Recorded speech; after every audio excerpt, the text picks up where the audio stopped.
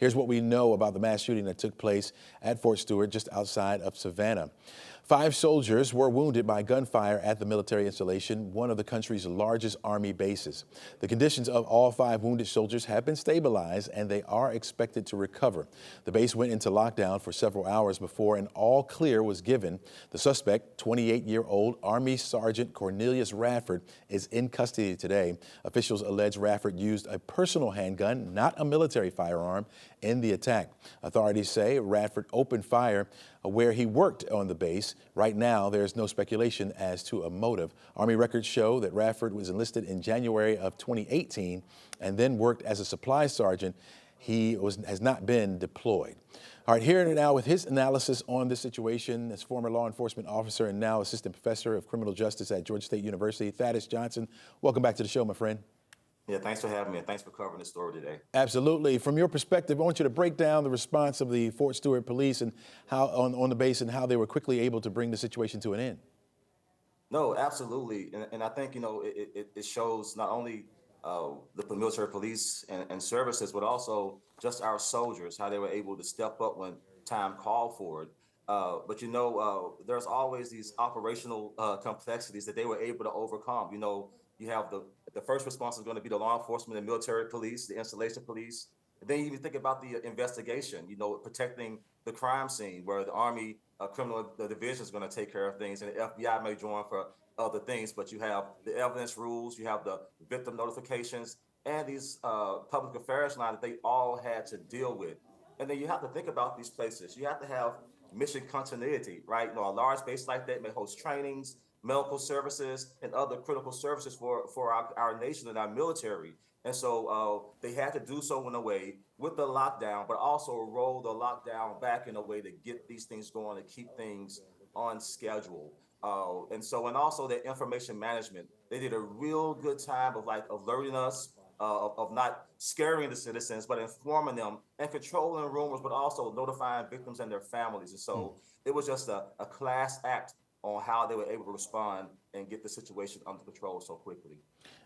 That is, talk to us about what this reveals about the challenges of preventing insider threats with a secure environment like a military base.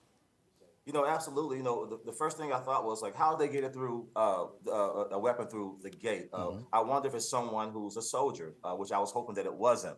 But we've seen this happen before. And so these bases are secure, but they're not impregnable, right? Especially to insiders. And many of the perimeter assets that we have at these security that we have is really designed to stop outsiders, right? But once you're authorized personnel, you can move freely. And also we look at things like at the Post Navy Yard, where we had incidents with our military personnel being killed. Insider threat detection and not just perimeter hardened is really important. And then you think about the personal firearms policies. They are so complex. And even though on posts like Fort Stewart, you have to authorize within 24 hours and let them know the commander to get authorization to have a weapon, you also shows that it bans it on posts without the commanders having authorization. And so, but still what this shows is that policy alone does not stop bullets, right? And then also, I'll tell you this, early warning isn't always clear. After action reports at Fort Hood and the Navy Yard that I'm talking about found no single predictor and highlighted gaps in information sharing, right? Whether it's disciplinary disputes, behavioral health symptoms and things like that. And the one final thing is this, the scale and mixed use environment. A major Army post is really a small city, right? They have clinics, schools, housing, contractors within and nearby.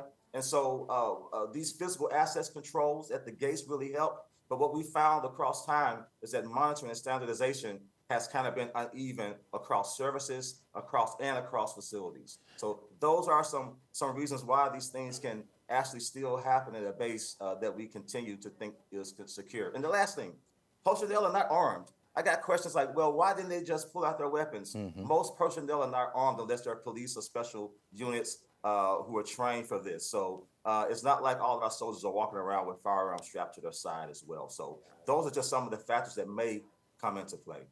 Yeah, based on your background, Thaddeus, what warning signs or red flags should have been more, given a warning that somebody would have a firearm or something like this incident would take place?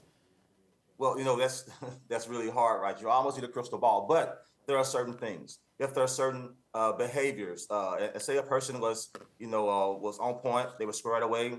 Perhaps they're starting to come in later. Perhaps they're starting to have some behavioral tendencies. Maybe they have things going at home. Maybe their conversations are changing. Maybe they're fixating on certain things about the job or certain points about violence or perhaps points about weapon. Has there been conflict with a coworker?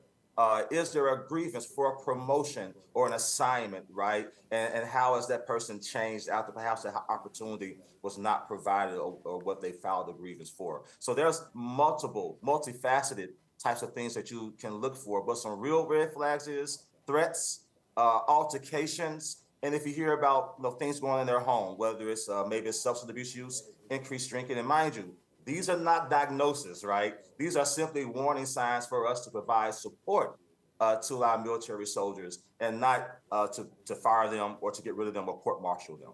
Yeah. Do you think, quickly, do you think policy will change as a result of this? Or, because you said something interesting earlier about policy not stopping bullets, but will things change as a result of this, you think? Yeah, you always have these reviews. I think we're going to see people double down on insider case threat management. Going to make sure that these brigades and squadrons are plugged in and know how to escalate for behavioral support. We need to normalize supervisor referrals and peer reporting. Again, I think they're going to try to tighten the firearm controls, maybe have spot checks for compliance, review storage practices and things like that. Yeah. And also really strengthening the gate to desk visibility, whether it's cameras, security infrastructure to ensure that you can see from the gate to the pathways, and make sure that we report all of these things and monitor so our commanders can have better intel and know what to do in these situations. Gotcha. Dr. Thaddeus Johnson, thanks so much for your insight. Thanks for joining us today, okay? Thank you so much.